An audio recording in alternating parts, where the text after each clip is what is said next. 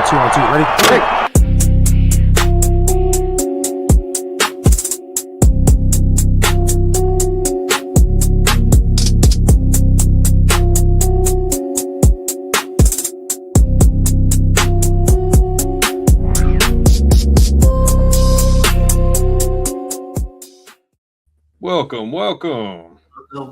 Welcome. This is the Football Frame of Mind YouTube channel, podcast. We all over the place, man. Brought to you by the Village Media Network, man. We excited. Told y'all we are doing big things, all right? So, y'all see on the screen, we got a very special guest in here, man. He's done some stuff, bro. Terry, bring him in. Introduce him, Terry. Oh, okay. Well, I've been starting to get coaches in to hopefully, bring more interviews for the show, not just for mine, but for you guys as well. So the first one we got in, I was able to get in contact, and we're happy to have is Coach Dan Mettlach from Michigan Tech University. So without further ado, Coach, the floor is yours. Tell us about yourself and take it from there. Yeah, well, first of all, thanks for having me, guys. I grew up in the Upper Peninsula of Michigan. Went to school about 2 hours from where Michigan Tech is located from, and ended up coming to school here from 2000 to 2004 and played here. Met my wife while I was in school. She was doing her schooling down at the University of Michigan in Ann Arbor. So ended up moving down there for a while and got into coaching in 2007 at Northern Michigan. Bounced around to a couple spots, Hillsdale College, McAllister College, and back here in 2017, and spent 5-6 years as an assistant here at my alma mater, and then took over as head coach. This will be going on year 4 this year. So 2 kids at home and football all day long, and then chase 2 girls around at home. So dance, softball, volleyball, the whole deal. So everything's good up here. I've got to ask, like you said, like you kind of went through all the different teams you've hopped around to, and you get to come back to your alma mater. How did it feel to be able to come back and kind of work your way back up to be able to be the top guy in George? Like, what did that feel? I'll be honest. It was something I never really thought about when I got into it. Like I said, my wife was down in Ann Arbor, which, if you're familiar with the state of Michigan, the Upper Peninsula from where Houghton is to Ann Arbor is about a 9-hour drive. So, the intention was to stay in football and try to get closer to her. One thing led to another, and we found ourselves back here. But it wasn't probably till 6-7 years into the coaching profession that I started thinking about really wanting to get back up here. This place was a special place to myself. She grew up not too far from here. So for our family to get back up here, to be around family and then have a chance to coach where you played, we went through some tough times when I was a player, and, eventually our senior year while we were here ended up winning a conference championship. And, to go from, those 3, 4, 5-win seasons in 2003, Michigan Tech cut the football program. So I was here for that whole deal. They brought it back. And then a year and a half later, we won the league. And, I think anytime you go through something like that as a player, what you put into it year round and for 5 years of your life, there's a little something extra in that when you go through, something like your football team being cut right out from underneath you and then what's next at that point. But the opportunity came up to get back on staff in 2017, and we jumped at it and haven't looked back since. So it's a special place, obviously playing in that locker room and now being able to coach those guys. And, it's 25 years later, but there's not a whole lot different in terms of the type of kid that's running around the locker room and the people you surround yourself with up here. And, it's a special place to be, and we couldn't be any happier to be here. Can't go wrong. Nah, that's pretty cool, man. Coach your alma mater, man. That's awesome, man. So, I have a question about offensive philosophy, right? So you play quarterback, right? So what offense did you want to run when you got your opportunity to be a head coach? Yeah. First thing I would say is our schemes in terms of what we do, what we believe in, and so on, don't change. That's always going to be kind of who we are, what our identity is. At the same time, I'm a big believer in you got to be able to adapt what you do and what you believe to fit the guys that are in your locker room at that current time. We're very multiple in what we do, not only scheme wise, but before the ball is snapped. Try to stress teams out as much as possible before the ball is snapped with motions, movements, wide alignments, condensed ones, the whole deal. To get us to the point where we can run what we run without tipping off what we're doing, if that makes sense. So, we are all over the place before the ball snapped. It's not an easy thing, especially for a freshman coming in to understand what we're doing. It takes 2, 3, 4 days to rep it, to really understand not only how to do it, but why we're doing it and what we're getting out of it. In terms of what we are, gap scheme team with the run game, our ways to get to the edge in terms of what we're doing with the run, we do use a lot of jet sweep type things and get our skill kids involved. But the old school thought process of are you spread or are you a pro style offense? We're kind of a hybrid of both of them, if that makes sense. Our quarterbacks that we have on our roster right now, very athletic with what they do with their feet. So they're a big part of our run game. We try to move the pocket as much as possible, not only to give those guys an opportunity to be more dynamic out on the edge or outside of the pocket, but we don't want to tip off where our launch point is on every throw. So, RPOs, quick game, big part of our offense. And then, all of our shot plays for the most part are built off of the run game and play action and so on and so forth. So, not to make the answer too much longer, 2 years ago when we had our quarterback that was a 2.5-year starter, much more comfortable in the pocket. So our immediate drop back game was a bigger part of our offense. We don't have that guy anymore. So, last year, our drop back game in terms of, running mesh or curl flat and those types of things, kind of, a little bit less in terms of what we were calling from that standpoint. It was much more nakeds and dash protection to get the cue out, sprint out, so on and so forth. So, we'll adapt it to what we have. But right now with the 2 cues that we have in our system right now, trying to stress defense as much as possible with the ball in their hands outside of the pocket where they're comfortable is probably what we do more of right now. No, I love that, man. Like, you go as long as you want, man. I love hearing the terminology of really what coaches really do. And I love the fact that you don't put a square peg in a round hole. You use your guys, right? Got a pocket guy? Hey, we can't really use a quarterback to run. We got some run guys? All right, we going to use you too.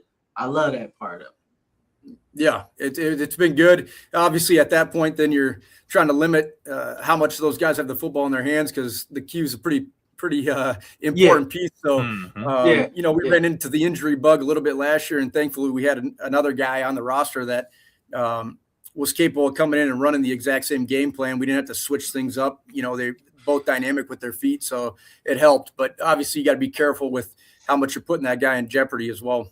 Mm-hmm. Yeah. You got a question, Terry, or? Not yet.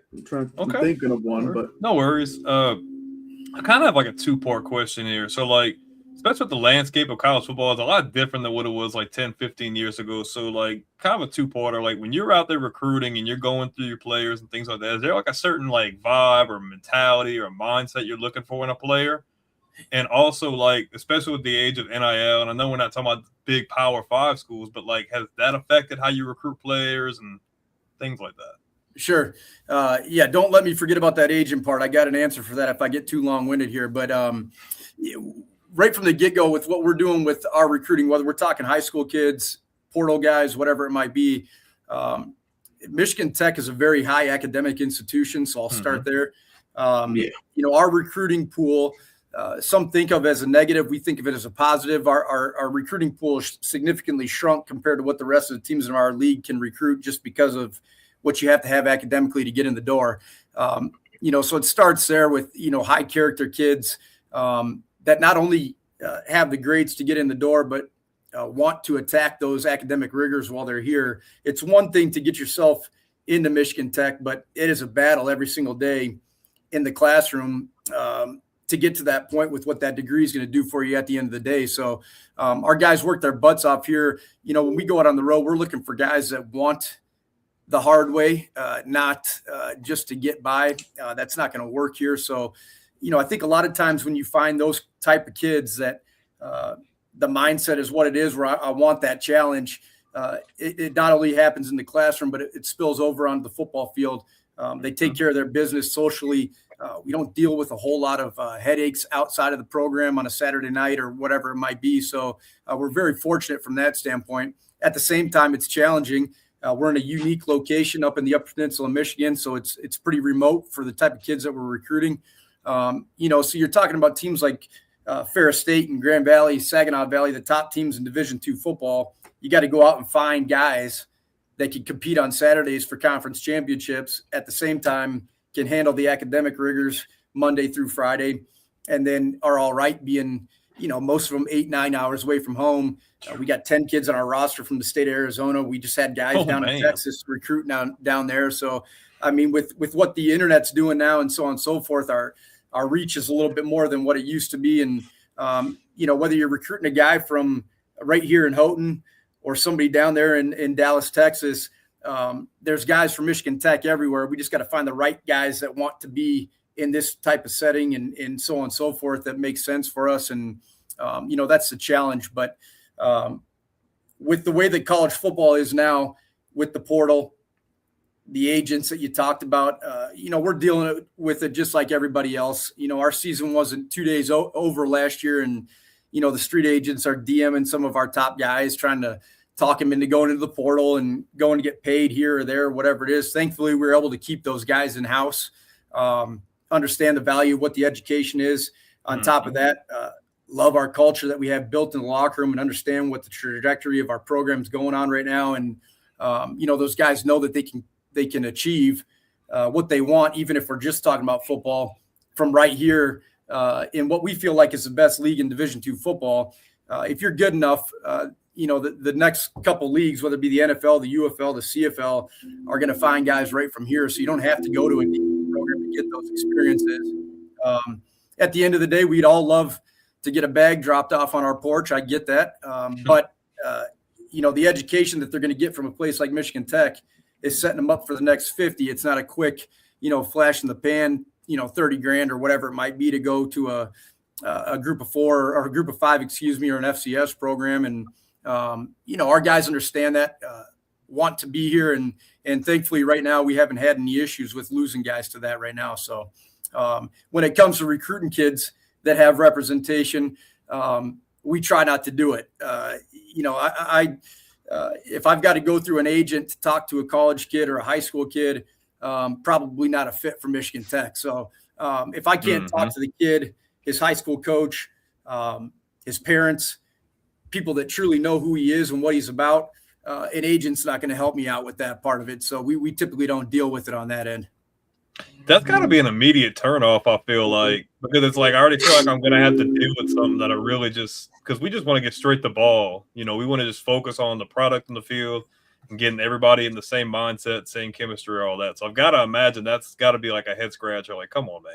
Yeah, for sure. And let's call it what it is, right? I would imagine, at the Division I level, Power 4, it's just part of the deal now, and you got to adapt, and that's just part of it. Thankfully, at our level at this time, at least with what we've dealt with the type of kids that we're recruiting, hasn't happened a whole lot. The spring ball just ended 2 weeks ago for a lot of teams, last week, whatever it might be, and there's a bunch of kids jumping in the portal, and on their Twitter they've got, if you need to talk to me, reach out to so-and-so with whatever place. We just, that right there tells us that they're probably not a guy that's going to make sense for us at that point. So if we can't have those opportunities to build a relationship with somebody, and not only for ourselves to understand what we're getting, but it's just as important for those kids and those families to understand what they're getting from us. It doesn't make a whole lot of sense to me at that point. No, that's true, man. That one-on-one is like the biggest thing in recruiting. You know, like I said, everybody wants to be courted and everything like that, and that's fine, right?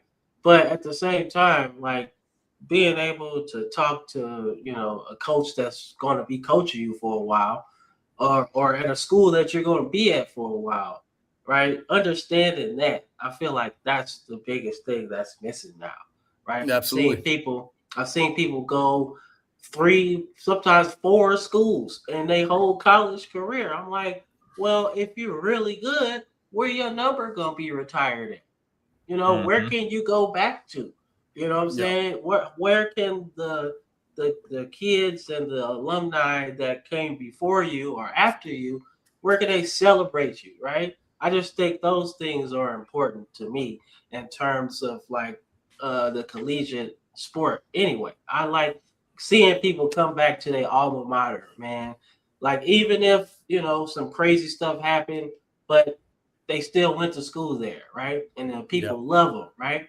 So I love that part about it, man. Yeah, for So sure. so my next question, man. I seen that you played indoor football, man, professionally. I gotta know that experience as a person that loved arena football. That was Mhm. my stuff. I'm talking about. I love that. So I gotta know your experience with that. Yeah, well, it wasn't a great one. Um, I'll say this, hopefully we'll get a chance to meet each other one day and you'll see what I look like. But, I'm 5'11" in cleats. Indoor football is not made for somebody that wants to run around and try to make plays. There's not enough room for it. So, Mhm. Right. back in the day when, the late 90s, early 2000s, when arena football was really big, every one of those quarterbacks was 6'4", 6'5", 6'6", could stand there and get the ball out of their hand right from the get-go. When you're vertically challenged, that's not as an easy thing to do. So, the walls came up a little bit too fast for me to be comfortable in arena football. But it was a cool experience. I'm glad I did it. It just was not a great fit for me in terms of the way I like to play, if that makes sense. But it was a cool experience. Only did it for probably 2 or 3 months, and then had an opportunity to go do some workouts with the CFL and some other stuff, and nothing ever worked out. And that's when I got into coaching. So, I needed more space. I'll say that the walls were way too close for me to be comfortable playing arena football. Man, Oh, I gotta imagine when you hit that freaking edge, it scares somebody's gonna knock you clean over the wall, man. Like it's And crazy. that's what they wanted to do. There's no doubt about it. no, that was the sport, man. The arena football was fun, man. It's kind of lost I, its luster now, but in that era y'all were speaking about, like that was different. It's yeah. still a viable path to maybe get to the league or get to the CFL and Oh yeah. options like that for Yeah. sure. Yeah, it gets you some tape. I mean, back in the day, and I'm talking, 20 years ago, every one of their games was televised. I'm almost Mhm. positive that they had a video game at that time for indoor football. I mean, it was a big Yep. deal They did. I when I got was in that. college. So, I got yeah, that. yep. So, but yeah, it's they're still playing at some locations up here. I don't know what it's like down by you guys, but it's still going on, and they reach out every year to see if any of our guys are interested in coming down for a workout or whatever it is. But it definitely is a spot, if nothing else, where you can still get some current film if going up to the next level is what you want to do, and it's just a different game. Yep. Yeah, I played semi-pro after high school, so it was fun. I was like, "Shoot, I'm just living the dream." I was like, "Hey, I get to travel places that I didn't really get a chance to go. I ain't ever been to Kentucky for real, but we had a game down there, and that was fun." So Sure. I was like, "This is a cool experience, man." So, Yeah. you got a question, Brent? Yeah, I feel like every coach, regardless of what level, what league, I feel like they have an expectation of what they want their players to be like on the field, whether it's being really smart, being really physical, being able to outsmart another team, be able to get in spots, things like that. Is there like a certain mindset you expect of your players, like game in and game out on Saturdays? Yeah, I mean that gets back to what we recruit to here, and it's even going back to when I was playing. Michigan Tech is never ever going to have the most talented roster in terms of we're not going to win a track meet. We don't have the fastest team. We don't have the biggest team. We're getting more athletic, and we're starting to get some speed here this last couple of years, so it's obviously helping us out. But we've traditionally always been. Our MO is if we're not the toughest team on the field, we don't have a chance. So, it goes back to what we talked about earlier. You have to have that certain mindset to handle this location, to handle the academics, and then to go compete against the best every single Saturday. And that to me starts, with the mental toughness part of it, the physicality and how you have to play the game. Everybody wants to talk about football getting softer now and the rules changing and so on and so forth. You got to be able to block and tackle. And we kind of approach everything that same way. Our guys buy into it. You get done with a football game and whether the people watching know who we are or don't know who we are, the one thing they better say when we leave the field is that team loves to play football. They love each other. They're physical. They never quit, that type of deal. We can get our guys to that point. We got a chance every weekend, and obviously you're going to have to make some plays. But, that toughness, the physicality of what football was, when we played going back further, so on and so forth, we still try to approach it that same exact way. To me, football hasn't changed, and that part of it won't either for us. That's a good mindset to have. Playing smart. I have a question now, finally. Go ahead, Terry. So let's say if we're all going to go see a Michigan Tech game, like the three of us here, Brandon, Cameron, and I, and we want to see the game that you guys are most motivated for. Basically, what I'm asking is, who is the biggest rival to Michigan's Tech? Yep, it's Northern Michigan University, which is located about an hour and a half south of us, southeast. So we're the only two teams in the Upper Peninsula of Michigan that are in the GLIAC. Everybody else is downstate, Lower Michigan. So just out of proximity and everything that goes on, the UP is kind of its own state, if you would, when it comes to the local colleges. And, there's a big pride deal there in terms of what that rivalry is. We've been fortunate these last couple of years to have that traveling trophy in our locker room, and hopefully it continues to stay there. But, I grew up in football. My dad was a coach. My grandpa was a coach. So going back to, 6 years old, you always hear every game is the same. You approach the same way. I'm not a big believer in that. That one game on our schedule, we could be 0-6. They could be 6-0 or vice versa. That one is thought of a little bit different for us in our locker room. It's a priority in our program. The day that those kids sign on the dotted line to put our colors on, that game is just different.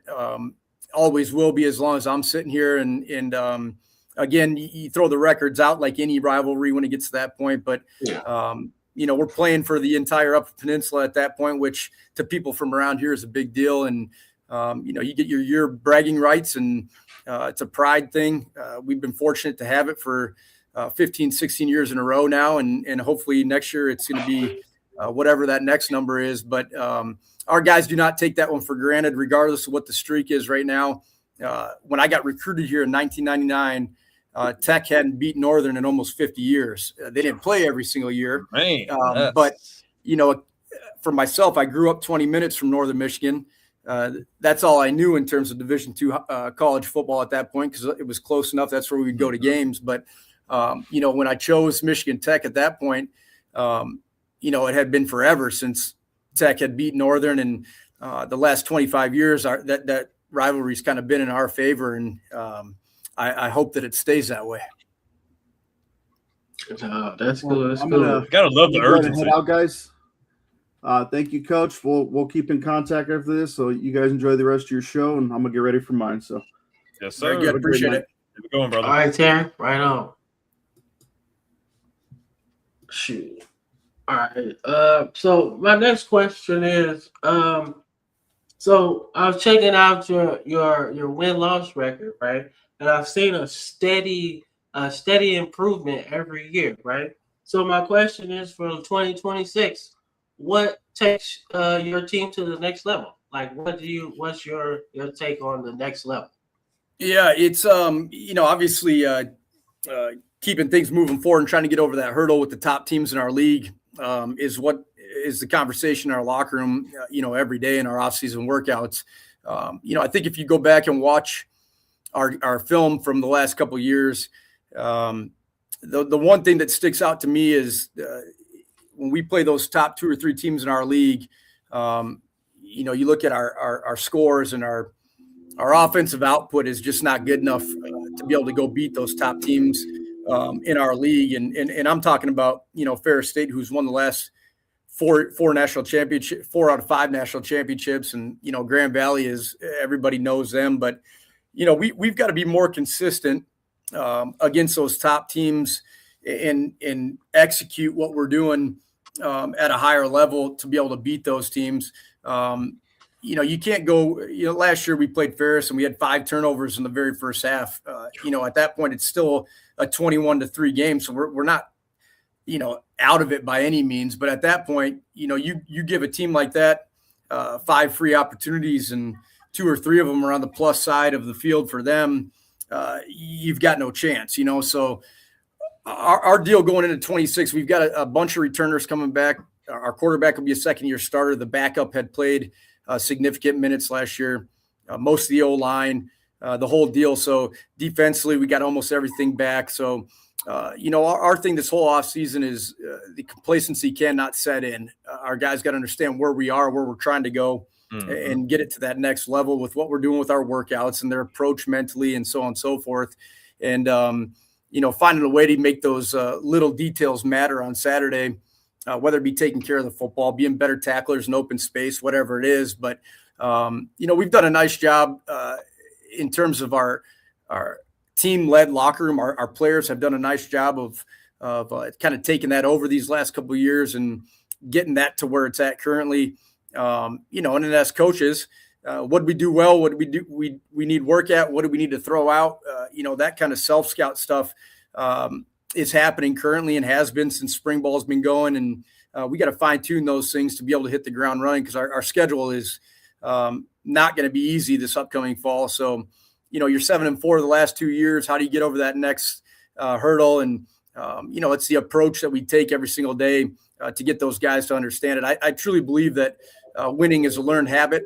Those kind of things you can learn every single day with how you're going about your business. And eventually it's going to show up on Saturday. But the amount of guys that we played last year that were young and inexperienced that are all returning, that's got to show up in 2026 for us to get us over that hurdle.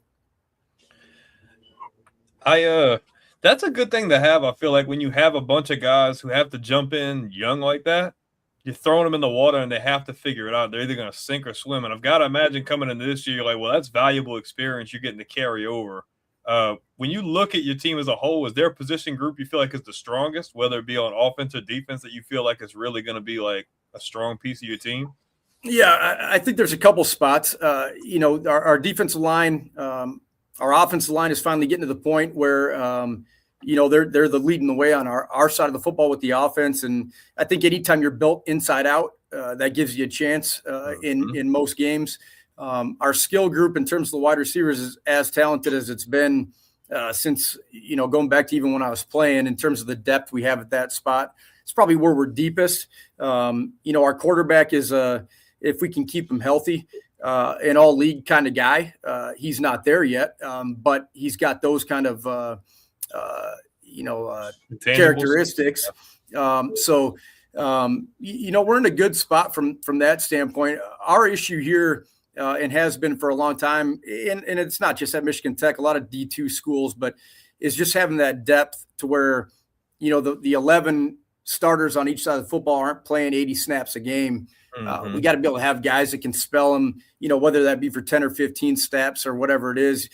When you're playing 11 games, a GLIAC schedule, and then the non-conference that we're playing, to expect 22 guys to get through the entire season healthy is probably really unrealistic. So that's kind of been our biggest push these last couple of years is not only recruiting guys that are ready to play sooner, but our development within the program with what our strength staff's doing and mentally with what our coaches are doing in position meetings to get those guys ready to get on the field earlier, to the point where we as coaches trust that we can play them for 15 or 20 snaps, and it's not going to be the end of the world.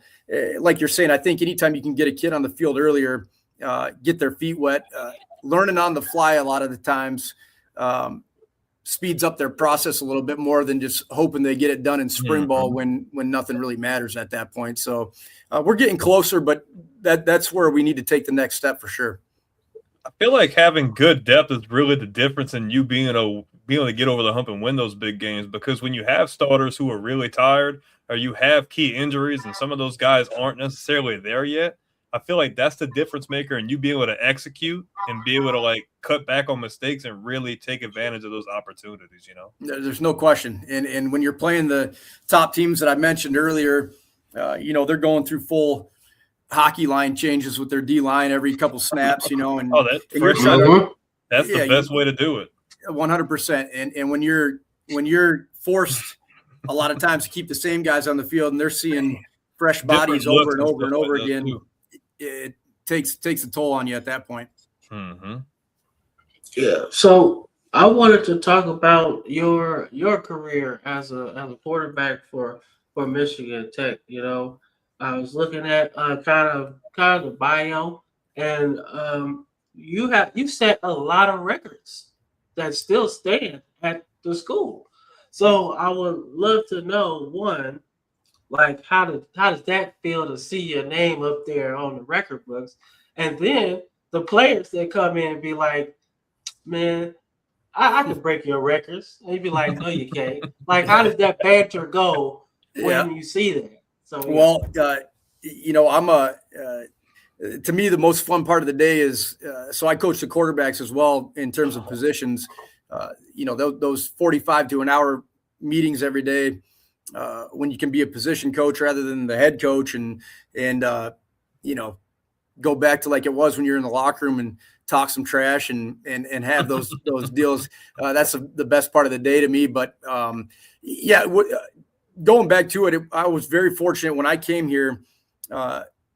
Tom Curley, who was a former head coach here, was the offensive coordinator when I played here for those 5 years. And we came in at the same exact time. He was a longtime offensive coordinator at Central Michigan, and then originally was from this area. So he moved back up here and started coaching at Tech, and incredible person, but football mind. I haven't been around any better. So I was in great hands right from the get-go when I got here.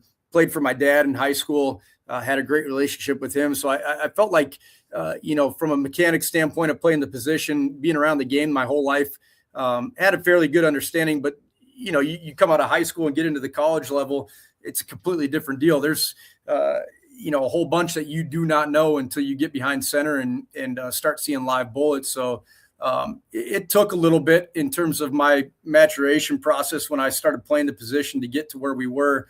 But besides the coaching, was fortunate enough to come in with an incredible class in terms of that recruiting class. I don't remember what the exact number was, but, to stay at the same school for 5 years, and I think it was like 25 or 26 of us that all graduated together that fifth year. I think that you can't say enough about how much value that brings to where you can keep that nucleus together. And we went through some hard times, like I mentioned earlier, but you surround yourself with great people and be in the right place at the right time. Obviously, those good things will happen. I was just fortunate enough to play that position that gets a lot of the credit on a very good football team. And a lot of times those things happen. So it was an incredible 5 years for me. Wouldn't change anything. We talk about the portal and all these kids wanting to need to be D1 and so on and so forth. I grew up wanting to be a Notre Dame football player my whole life. Ended up coming to Michigan Tech, which is far from Notre Dame. But I wouldn't change anything. It was a great 5 years. And that's what we try to get across to our guys now that I'm sitting in this chair is, those experiences you want from college football experience, you can have at places like this. And hopefully our guys, when they leave, our program are set up for that and understand what they had while they were here. All right. Cool. Out of curiosity, what would you say is like the most rewarding thing about your job? Is it just about developing the players, spending time with them? Is it about winning? Like, if you had to say like one thing that really means the most to you about being in that environment, like what would you say? Yeah, I think it goes back to, anytime those guys that we've coached come back for a golf outing or, a game during the fall or whatever, and start talking about how much they miss it, how much they love being a part of the program, the connections they made, whether it be in the program or outside of it, whatever it is, I think it's the most rewarding part. We all want to win. Nobody wants to win a championship more than I do, but at the same time, I still believe in, taking an 18-year-old kid and by the time they graduate here, helping develop them in their most important years of their life while they're in college, to be better fathers and members of their community, whatever it might be, husbands and so on and so forth. But, all those things that you learn from being a part of a college football or should learn from being a part of a college football program, that to me is the most rewarding. You hope that you get enough wins and can put a couple of rings on some kids' fingers before they leave here. But ultimately, who they become as men when they leave here is probably the most rewarding part for us. All right, cool. So, I guess this kind of my last question, but because this is what I wanted to say. So, if you're talking to a kid, like a kid sees our show, and they're got this dream for D1, right? And they're not calling, right? But what could you tell that kid about Michigan Tech that would let them know that that's the spot for them, that they should give Michigan Tech or D2 even a look, that they should try it to look at? Like, what would that message be? Sure. I'll try to answer it this way. I don't, if I was talking to a room of 100 kids, SEC level all the way down to D3, there is a spot for every kid that wants to play college football. I think the idea of needing to have, whether it be a D1 or a certain logo by your name, the Twitter likes and Instagram follow, it only lasts for a day or two. Everybody forgets about it at that point. If it was my kid coming out, as much as you want to go to a certain school, hopefully their priorities are set to where, academics, the culture, whatever else is important to them, location, size of the school, big, small, whatever it is, that they've got that figured out with their family in terms of what they're looking for. But, you got to go to a place that wants you as well. You know what I mean? I was just at a showcase this past weekend, 5 different sessions, 100 plus kids in each session. And, there's a handful of kids that are maybe D1 kids, right? Everybody else, D2, D3, NAIA, whatever it might be.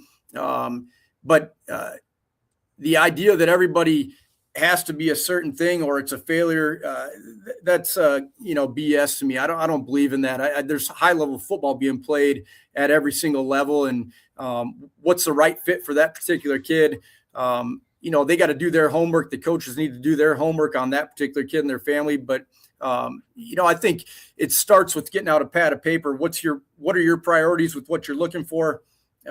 What do you like? What don't you like? And then you start looking at those schools that are recruiting you, and you plus minus everything, start checking some things off to where, when I'm making my decision, it's over 1, 2, or 3 schools, not 10 or 15, to where you're going to get confused and be in the portal 2 years from now looking for that next spot.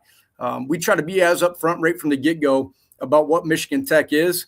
And if that fits you as a player and your family, we get them to campus, do the academic tour, meet with our staff to find out if we're the type of people they want to surround themselves with for 5 years.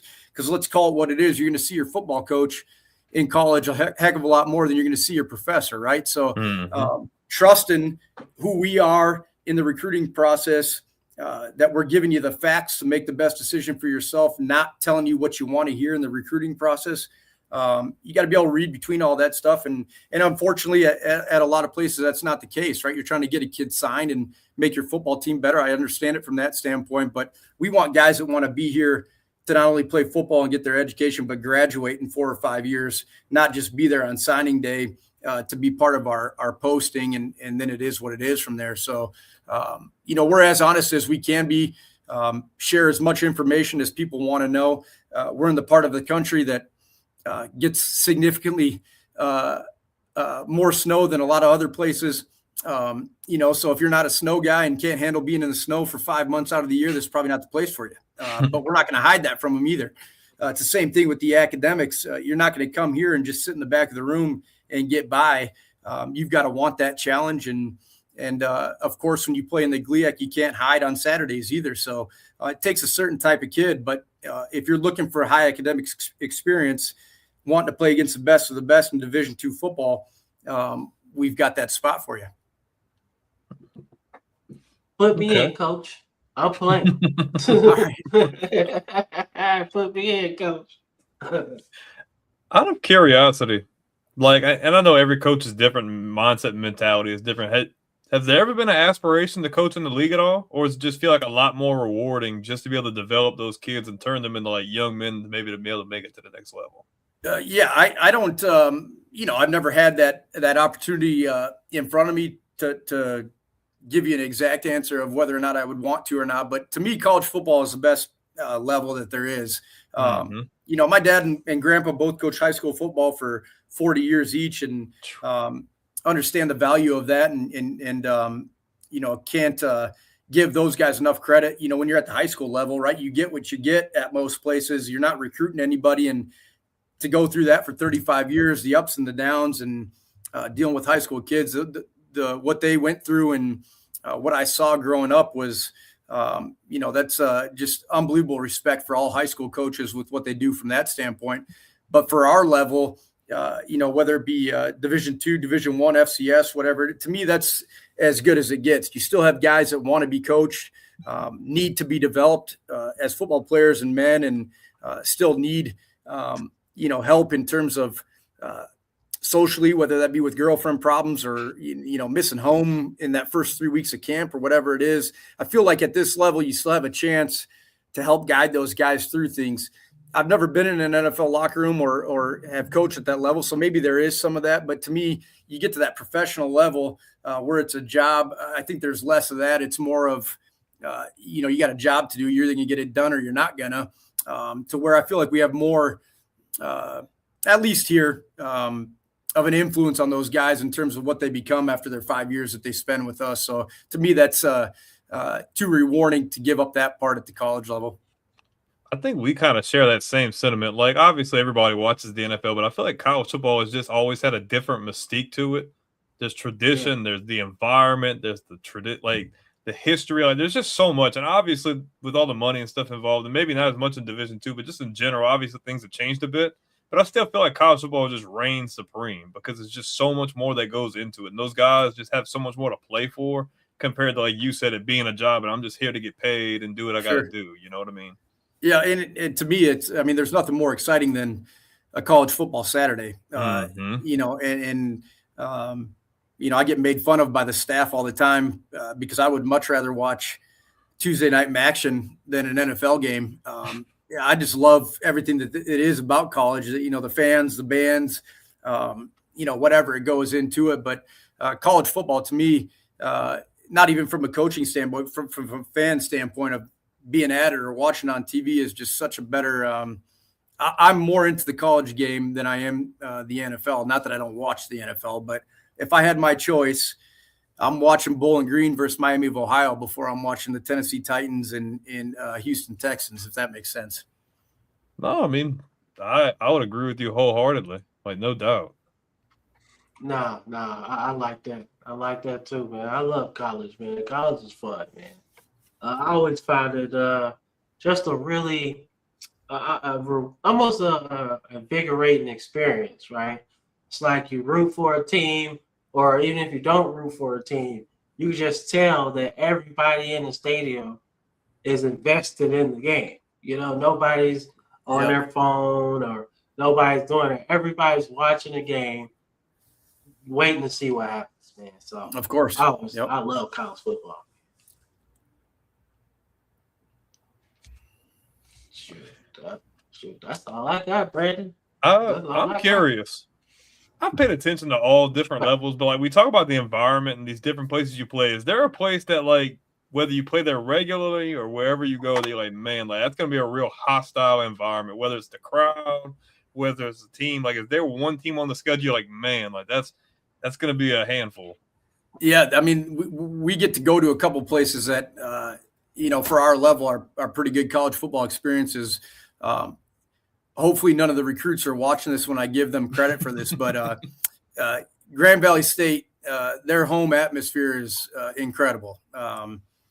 As close to a D1 stadium as we play in, it's not an easy place to play. There's, depending on the weekend, 16 to 18,000 people there. And they've got the big Jumbotron, the loudspeakers, the fans are engaged, the whole deal.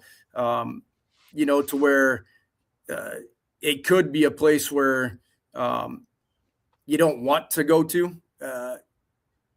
For our guys, for myself, I wish we could play there every single year. There's nothing that gives us more of a big-time college football field than when you come out of that locker room at that place. They do an incredible job down there. So that would probably be the one for us. But there's a couple other spots in our league as well. Okay. I always think of that, whether it's at the top level or the bottom level. I feel like every team's just got that one where it's like you walk in and it just feels different. Yeah. Like, the mindset's different, the mentality is different. Like, man, we have to bring it, Yeah, there's not a whole lot of need for the coach to have to get our guys amped up when we walk into a couple of those stadiums. So it's takes care of itself when you get off the bus. You're going to be in for it for the next 3 hours, and I love that stuff. So as a competitor, going on the road, there's nothing better to me than having to go into those places. So you bring a good football team into those stadiums. A lot of times that's even more fun when you can knock them off at their place. But the atmospheres we get to play in, we're pretty fortunate with that part. Yeah, you want your players to want to go to war with you in that hostile environment, man. There's nothing better than that. There's no doubt. Mm-hmm. So I was looking at your, I guess you say the Wikipedia page, right, to gain some insight on the coach, right? And it says you were an athletic director, right? I did. For about 6 months, I did it. Yep, maybe not even 6 months. Yeah. Okay. So I was just curious, like that whole experience, like getting that opportunity. Sure. What does it mean? Like, how do you do that? Yeah. So my first job was at Northern Michigan. I spent 4 years at Northern Michigan. My wife and I got married, and like I said, she was living 8 hours away from me. So after we got married, I thought I was getting out of coaching, go start the family and do the married thing and that whole deal. And I was randomly sitting on the couch one day at our apartment, and this job got posted for a local high school right outside of Ann Arbor, and went and did the interview and got the job, and was currently working on my master's for sports management. So, if I wasn't going to coach, I wanted to do something in athletics. So it made sense to me, and worked with some great people. I was probably in over my head a little bit, at that time, but it was a great experience. But it was probably, I said 6 months. I bet I was only there for about 4 months. At Thanksgiving of that year, Coach Otterbein, who was the head coach at Hillsdale College at the time, called, and they were going to have a position coming open, and jumped at it. And that was the end of my administrative days. So, but it was cool. I mean, you grow up in a football family your whole life. I played all the sports in high school, so having to go to, things that weren't offered at my high school. I went to a small school in the UP, but, the high school that I was working at, there was, girls field hockey, and, never been to a swim meet before. Had to go do that. There's just things that I never had to experience up to that point in my life that I was finding myself at. So it was cool to see some of the other stuff that goes on in the athletic department, and interact with different coaches and different athletes and so on and so forth. But it did not last very long. Okay. I was just curious. I was like, man, maybe I should ask him about this. This the AD thing. So, but yeah, man. Shoot, man. So one more thing about your playing career, right? What did it mean to you to be named Offensive Player of the Year? Well, it was. I said it earlier. That team that we played on that year, I was fortunate to be the quarterback on the best offense in the league that year, and a lot of times those awards go to that position, right? But I couldn't have been around a better group of guys, and the coaches. The year before that, our football team was cut, so to go through that situation and then win the league the following year with them, and besides being the player of the year, our tailback was first team all conference. 4 out of our 5 linemen were first team all conference. A couple of us all American. The list goes on and on about what we had on that particular team that year, and it was a cool experience to have that award by my name. But anytime you get those types of awards, as you guys know, the team is usually doing something right at that point to be able to, even in that situation. So great group of guys, unbelievable team. And as a matter of fact, last weekend I was just with 4 of them on a golf trip out in Arizona. So as close as we ever were. And, those friendships don't ever end. So it was a great time. I'd say I had one more question for you. We talk about like the highs and the good times and this and that, but like with your job, obviously there are a lot of obstacles, there are a lot of downs as well. Like if there was something you could say is maybe like the hardest thing about being the head coach at Michigan Tech, what would you say that would be? Yeah, from a family standpoint, I'm a pretty miserable person after a loss. Whether it be my wife or I've got a 14-year-old daughter and an 11-year-old daughter, and the 3 of them are as invested in what we're doing here as well. And you go through a tough loss or whatever, and you got your daughter crying on your shoulder because she's living every moment with you the same way you are. Those kind of things are tough. And I do not handle losing very well. So for about 24 hours, I'm a pretty miserable person to be around. I probably need to work on that part of it, trying to leave it at the office a little bit. But, being the head coach at the place that you went to school and played at in a small town, we're a small college town, 20,000 people when the students are here. It's not big. A lot of the people that I'm working for or with right now have been here since I was a student here. So, you come back, there's a lot of pluses to that. But at the same time, you need to mind your P's and Q's as well, just out of respect for the people that have been in this job for so long and hired you and trust that, you're going to do what you need to do with the program. They all know me from when I was a student, and, we all go through our college experiences. So I'm sure there's some questions from some people when I first got hired about that part of it. But anyways, it's a great place. There aren't a whole lot of negatives, to be honest with you, with having this job, just because of the people that I get to work with. And, you got good people that have your back, that care about as much as you do. That makes for a great work experience. Can't go wrong. I appreciate the openness and the honesty. Just one more thing. I don't want to hold you up any much longer. Yeah. For anybody that's looking to get into that profession, that's looking to get into the coaching at the college level, what would be one piece of advice you'd be like, this is like the most important thing you should hold on to, like going forward? Yeah, and I wish I could go back and probably tell myself this. I think everybody's, not everybody, but a majority of people want to go from a GA to a head coach in a year, and it just doesn't work like that. I think, whether you're a grad assistant, an offensive coordinator, a special teams coordinator, the head, whatever it is, being in that moment and being the very best at what you're currently doing. I do think it's very important that you got to be a great assistant before you can be a great head coach. I think you go through all those ups and downs of what this profession can throw at you.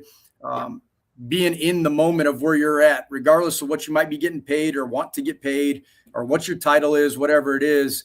At least for us with our staff, our guys are all the head coaches of whatever their position group is, or, if you're the defensive coordinator, special teams coordinator, those guys handle everything. We got a great staff here that's been together for 4 years now. And the trust both ways is incredible from that standpoint. But, being where you're at that current time and being the very best at it, I think is going to open more doors than just trying to be that guy that's jumping around, 100 different times. And, it's for some people. It was never for me. I didn't want to be in the profession where you're every year or two moving and your wife's got to pick up and go and the kids got to change schools and the whole deal. And that sometimes you can't help that part, right? Mm-hmm. You got to go. But if being where you're at and being the best at what you're doing, whatever that role is, to me is probably the advice I wish I would have given myself, 15 years ago.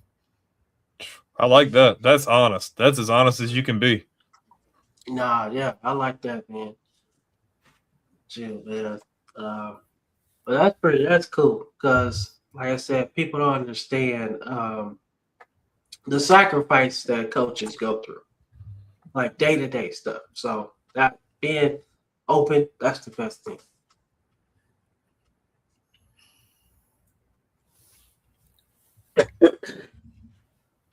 Yes, sir. Yes, sir. Oh. You got anything else, Brandon?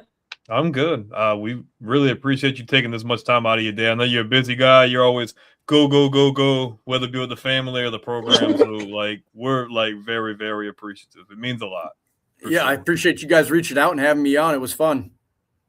Of course, man. Of course, man. Like I said, we'd love to have you back on.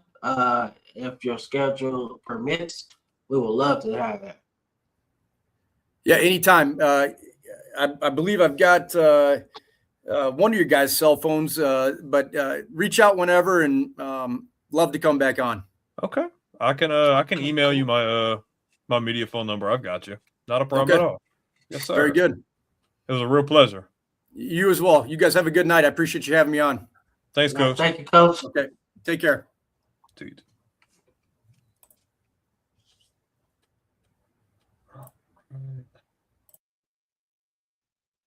Right, there we go. Well, that one's in the books for anybody listening or watching. That was Dan Mettlach of Michigan Tech, the Huskies. Nice little interview, though. It's kind of cool. We never had a coach yet. Well, we've had Coach Lewis, but that's high school. But it's cool to hear the perspective of Division II, because I really feel like nobody talks about Division II. I feel like it's all D1, or FCS. So it's really cool to get that perspective of Division II, because they deserve shine too. And a lot of people are like, oh, you're just trying to get clicks and views. But at the same time, we want these coaches in that level of college football to get notoriety too.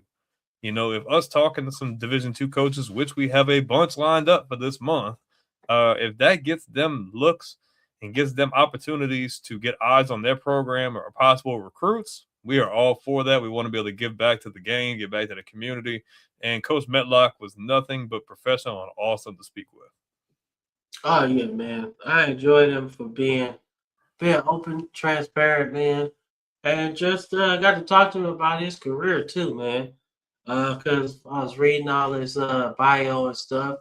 I was like, dude was a baller. He was out here doing work. So I had to ask. I was like, yo, how was that?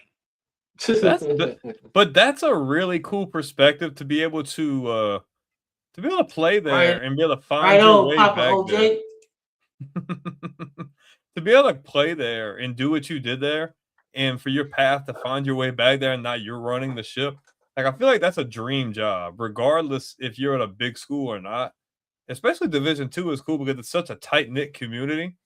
It's not like you're going to a big D1 and they're like, you have to win now. We put $50 million NIL dollars. You win or you go home. Yeah. You know what I mean? So I think that's a really cool perspective. And his wins have gone up and up. I wanted to ask him, but he kind of touched on our radar. I'm like, man, what are your expectations? But I got to imagine this year, it's like, we want to make that next step, Yeah, man. That was kind of my question, man. You know what I'm saying? what's the next step, because like I said, you already improved.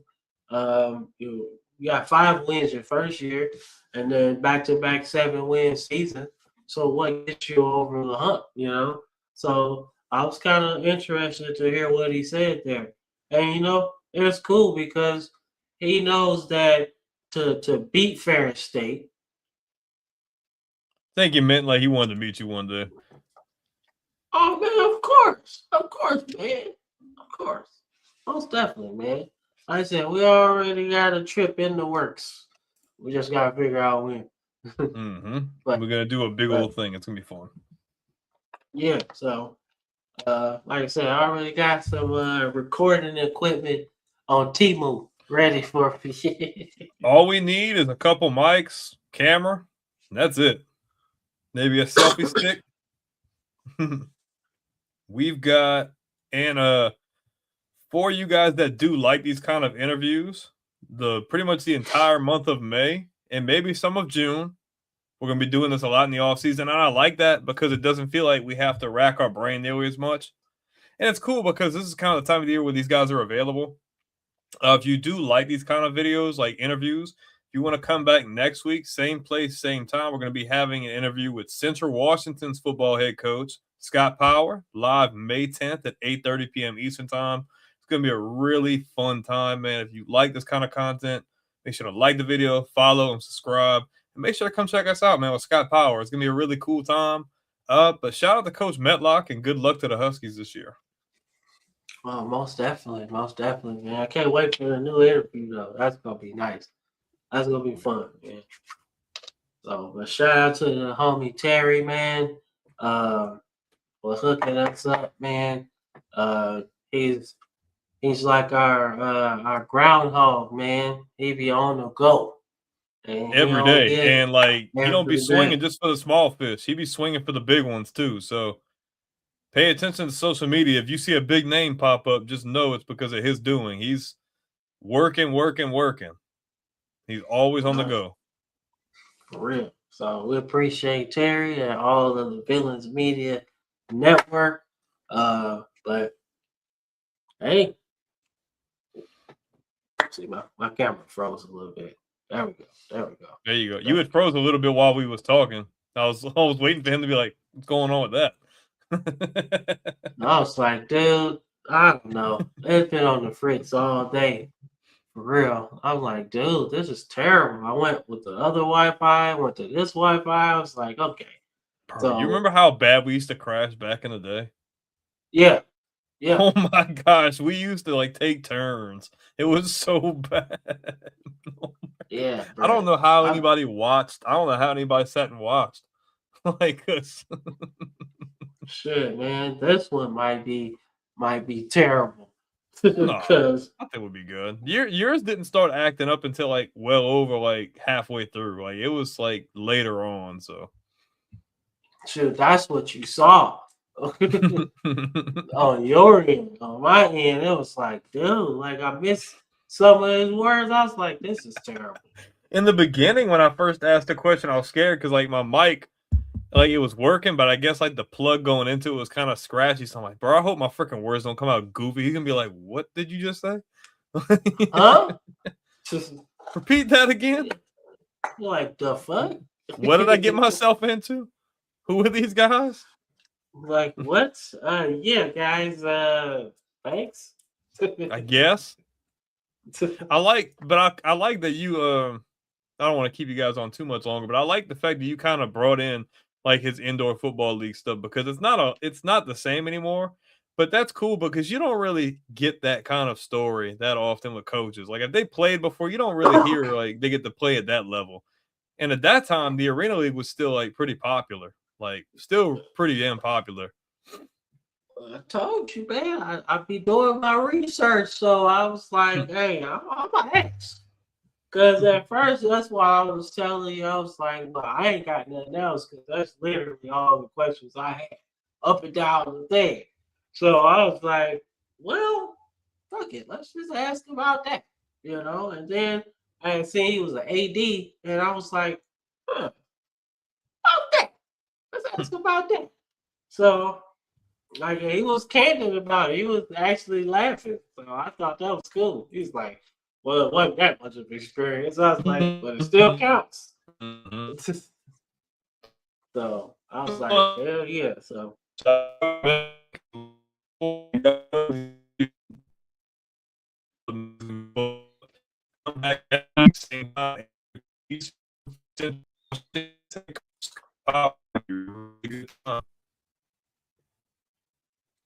oh shit. I'm frozen. Oh, I think. yeah, you're good. I'm kind of like, well, you're frozen. I'm not frozen. You're frozen. Oh no, everything's good. Oh Fine. shit. Good. God damn. Technology, man. Shit. God damn.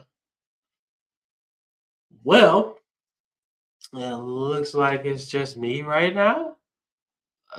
So I'll just sign off, man. But y'all have a good rest of your evening. And this is the road to trench warfare. So y'all stay on that. Stay on that. Be ready for that. There we go. Be ready. I hate Cox. I hate Cox. No none issues on my end, and it just wanted to lag out. Pause, bro. I was just playing. Well, I mean that is true too, you know. But yeah, Cox Wi-Fi is horrible. Honestly. No issues, but yet here we are. Oops. Shit. But yeah, man, y'all be on the lookout. Trench Warfare coming out this month. Y'all gonna love that shit. Depends on if you like that kind of music, man. We took a long break, so we're gonna be back. Comes out this month. So y'all keep supporting the music, and we'll keep on rolling, man.